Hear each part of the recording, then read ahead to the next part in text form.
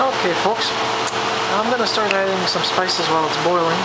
Better time now than later. I'm going to add some sage.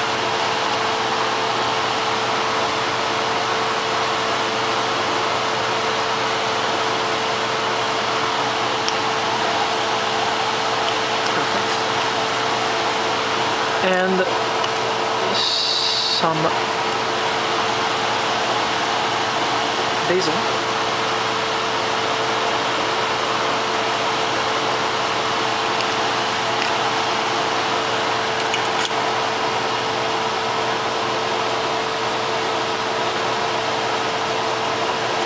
Some curry powder.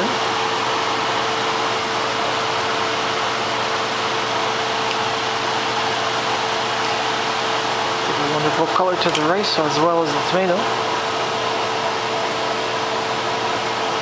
And what else? Maybe some oregano. Just a little bit of oregano.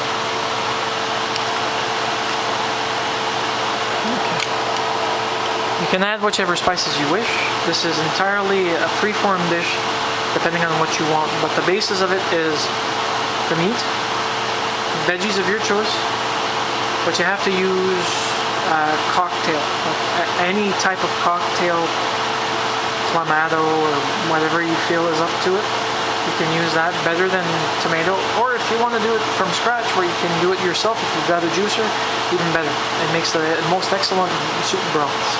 So, I'll stop you here while it's boiling again. It's not yet a rolling boil. Once we do have a rolling boil, we'll be able to add our rice after we let it boil for about a minute to 5 minutes. In the meanwhile, I'm going to be preparing my real supper because this is only my lunch for the next few days. Talk to you later. Well, as you can see, it's boiling very, very visibly. Don't mind me, I'm doing two things at once, literally. That's my supper. This is my lunch for the remainder of the week. You'll stir it a few times. Now, you'll want, here's a trick to know if your veggies are starting to get cooked. If any of you have ever had any Mexican-based soup with calabaza. Calabaza is this. Okay, but calabaza is also not in this format. It's usually in a different format. It's a different type of calabaza. And as soon as it starts becoming transparent, or at the seed area, just a few more minutes, maybe 1 or 2 more, and that's it. Now, one thing you'll want to do is taste. Oh, I have to move you a bit. Taste your broth or your caldo to see if it actually tastes edible, and then you can make the adjustments before it's actually ready.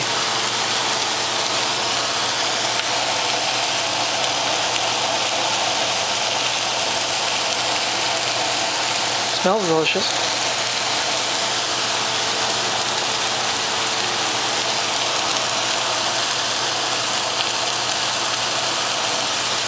I'll need more salt.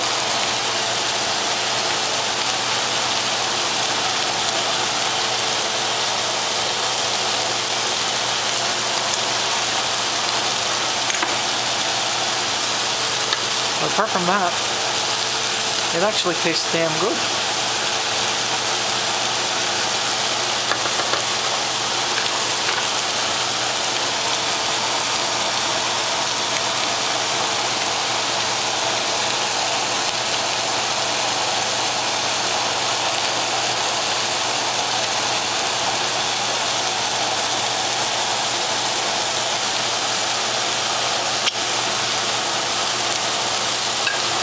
A little bit more salt and a little bit more curry powder. This and some added curry powder. And for added zest, I'll put in some onion powder.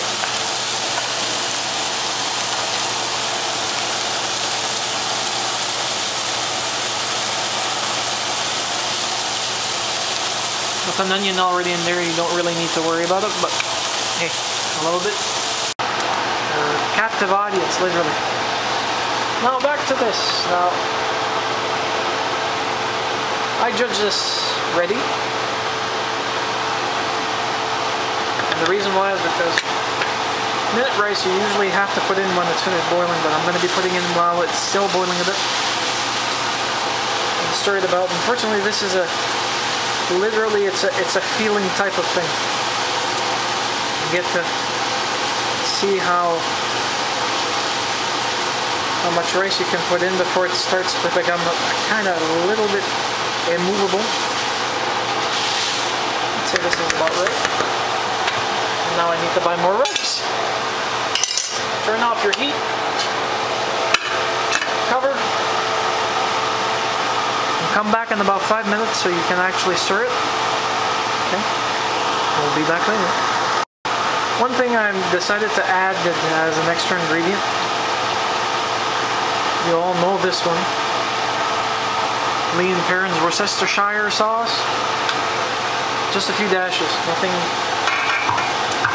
grandiose or overabundant.